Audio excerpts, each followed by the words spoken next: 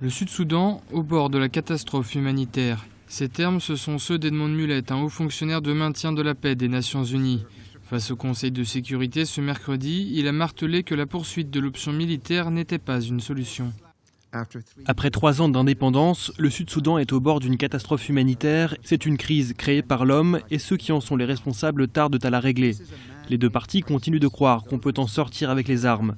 La situation est telle que les opérations humanitaires ont d'ores et déjà atteint un niveau inégalé auparavant. Près de 4 millions de personnes sont menacées par la malnutrition, plus d'1 million de personnes a été déplacées et ils sont 434 000 à avoir quitté le pays. Le représentant permanent du Sud-Soudan aux Nations Unies a abondé dans le même sens et encouragé les différentes parties à s'asseoir à la table des négociations.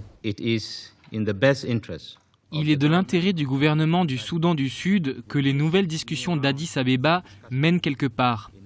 Que les différentes parties s'entendent sur leur volonté de réinstaller la paix pour alléger le fardeau qui pèse sur les populations. Il faut rappeler aux rebelles l'importance de cesser les hostilités conformément aux accords signés le 23 janvier, le 9 mai et le 10 juin, qui sont violés en permanence.